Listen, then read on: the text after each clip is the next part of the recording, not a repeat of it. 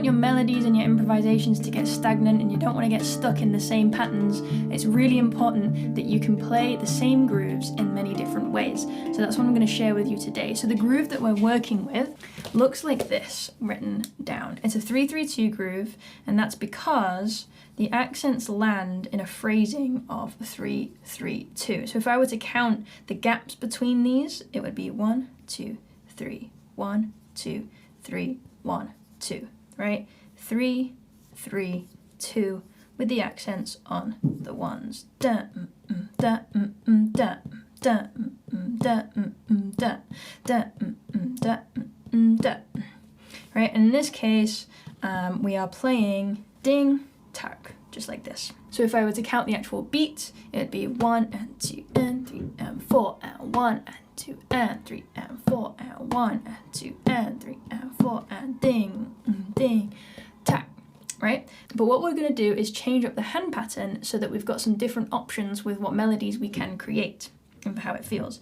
So the first hand pattern that we're going to use, and let me use a different pen, is going to be right, left, right, left, right, left, right, left. That is literally just hand to hand, one hand playing after the other. If you're left-handed, you can start on the left. So it looks like this. 1, 2, and 3, and 4, and 1, 2. So the accents are shifting hands. Left, right, right, left, right, left, right, left, right, left, right, left, right, left, right, left, right, left. Let's see what that looks like on the handpan. Right, left, right, left, right, left, right, left, right, left, right, left, right, left, right, left, right, left, right, left, right, left, right, left, right, left, right, left. 1, 2, 3, 1, 2, 3, 1, 2, 1, 2, 3, 1, 2, 3, 1, 2, 1, 2, 3, 1, 2, 3, 1, 2, 1, 2, 3, 1, 2, 3, 1, 2. And so this means that we can have this constant ghost note pattern happening, and then we can use those spaces where those ghost notes are to fill in some melody. So in the example that you saw just before, I was using the beginning of the phrase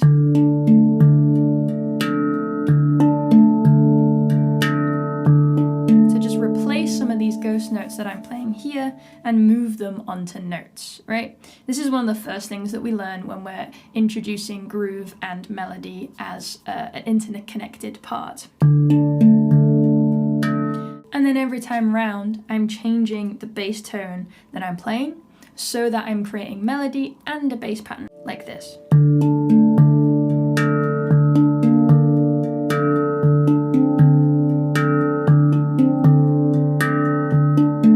Right? And it's all one hand after the other. I can then shift the melody too, like this.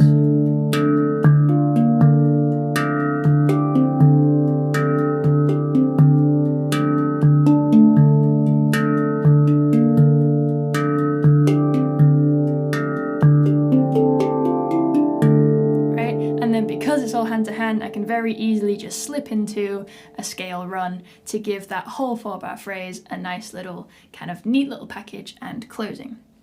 So that's the hand to hand pattern. What if we changed it up a little bit? What if we did this? So the second idea would be right, left, left, right, left, left, right, left. And what I'm doing here is I'm using just my right hand to play the accents. Right, so you'll see that the right is lining up with where the accents lie. And then the left is playing all of the ghost notes, all of the quiet notes. Again, if your dominant hand is your left hand, you can do this the opposite way.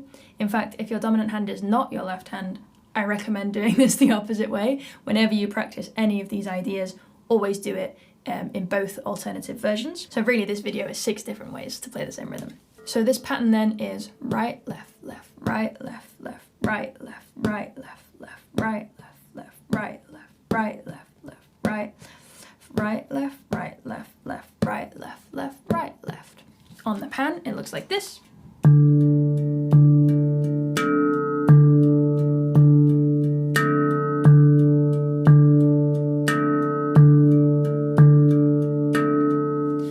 This does then is give me different opportunities for the kinds of melody that I can create. Instead of moving across the pan all the time, I can kind of stay in one place and create a really obvious bass line.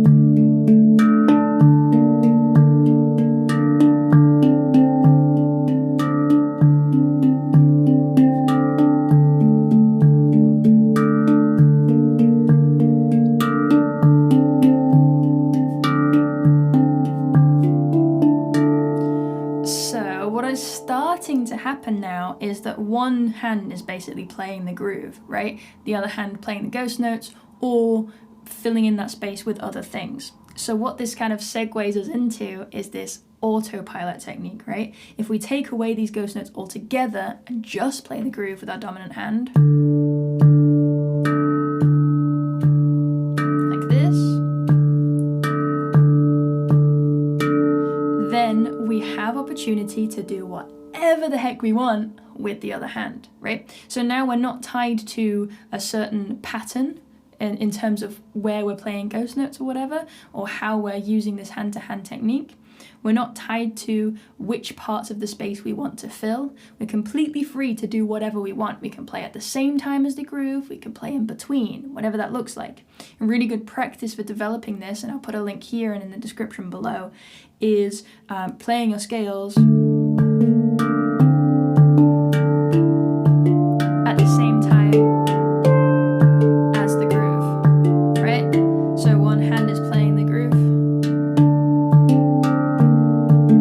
and the other hand is moving up and down the scale, right? And then you shift the accent, and anyway, there's a whole thing with that, I'll put a link below. But what this does is it gives you the skills that you need to be able to move and create whatever melodies you want, like this.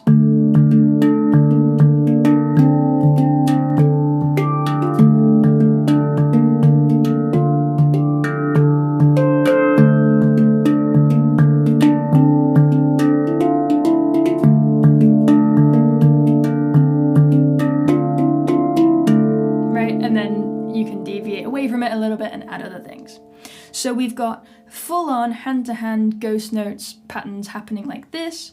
We've got the same idea, but splitting it between the hands, one hand doing the accents, one hand doing other things, and then moving further into that idea, taking away the ghost notes altogether, and just kind of letting your left hand or your non-dominant hand, or whichever it is, roam free while the other keeps that groove going.